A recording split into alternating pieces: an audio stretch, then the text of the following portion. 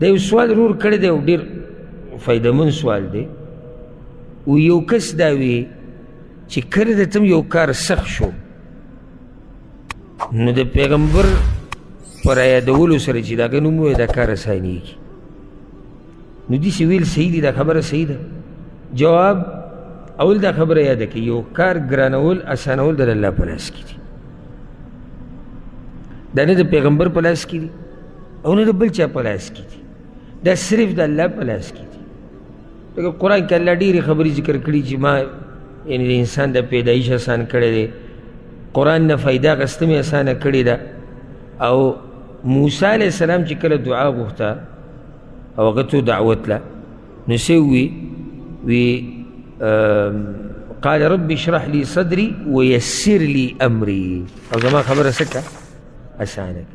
پیغمبر صلی الله علیه وسلم به دعا غوښته دي، دغه کې د امام ترمذي راوړې ده: رب اعني ولا تعن علي وانصرني ولا تنصر علي وامكر لي ولا تمكر علي واهدني ويسر الهدى لي. ما ته نیغه لار وښایه او نیغه لار ما ته اسانه کړه. یعنې هغه پخپله الله ته وایي چې دا خبره ما ته څه کړه اسانه کړه. او پیغمبر صلی الله علیه وسلم یو پیر یو ملګری رخصتو په سفر باندې تو، امام ترمذي روایت راوړی، نو هغه وایي چې ای د الله پیغمبر زه سفر باندې ځم نو ما ته یو نصیحت وکړه چې هغه زه توښه وګرځوم ځان سره.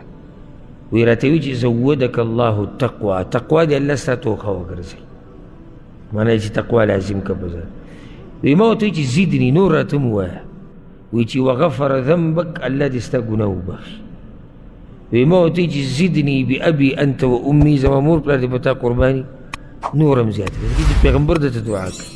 وی راته وی چې ویسر لك الخیر حیث ما كنت، چې کوم ځای کې الله دې ته د خیر کار اسان کړي، الله دې ته اسان کړي. بله مسله، بل دلیل، کله چې موږ استخاره مونځ کوو نو په استخاره کې موږ وایو کنه چې یا الله چې که خیر پکې نو ما ته اسان کا.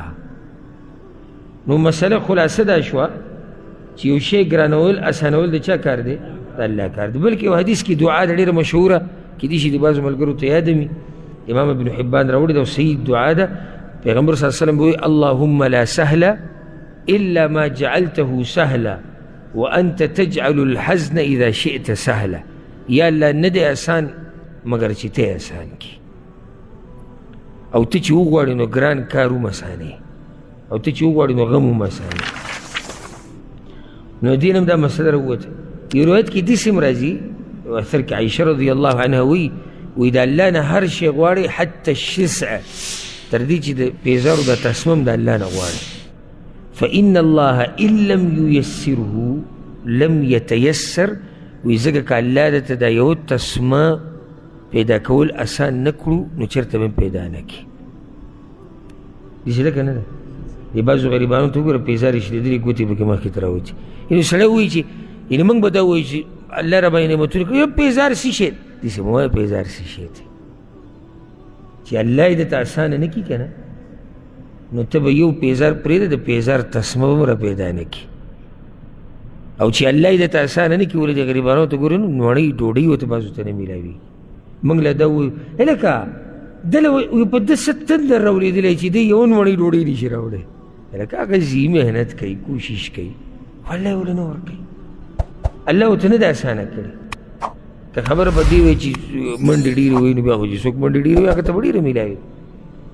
الغرض چې الله نه اسانه کړي، نه اسانه. اوس د دې خبرې دوه مطلبه کېدی شي چې په سخته کې د پیغمبر یاد کو مسله اسانېږي. یوه ده چې د پیغمبر د نوم والي نو مسله اسانېږي، نو دا غلطه خبره ده. دا کوم ځای کې راغلي چې په سخته کې د پیغمبر نوم والا، سخته کې ته د پیغمبر نوم ولرې، نو دا اعتقاد د صوفیو حضراتو اعتقاد دی چې دا غلط دی. دویمه خبره صحیح ده که په دې نیتي کړي چې په سخته کې د پیغمبر نوم والا، معنی ده چې سخته کې پیغمبر باندې درود وایي مسله به ته اسانېږي. بیا دا خبره صحیح ده. او دې باره کې صحیح روایت پرون که بل ورځ موږ د دې خبر تېر شوي هفته کې موږ خبره وکړه، که پرون هم کول حدیث د ابی بن کعب رضی الله عنه چې هغه کله پیغمبر صلی الله علیه وسلم ته ووایي که نه یعنی اجعل لك صلاتي كلها، زه به خپله دعا صرف دغه کوم چې په تا به درود ویم. د پیغمبر صلی الله علیه وسلم ورته اذن یکفى همک ویغفر ذنبک، بیا خو به الله ستا ټول غمونه ختم کړي او ستا ټول ګناهونه به وبخي. نو که په دې نیت دا خبره کړي نو بیا څه ده؟ بیا صحیح ده. او نصیحت دا دی چې داسې قسمه خبرونه ځان لرې ساتئ چې یعنې د هغې نه باطله معنی هم اخیستی شي او صحیح معنی ترې هم اخیستی شي. صفا خبرې کول پکار دي چې د هغې نه صحیح معنی واضحوي.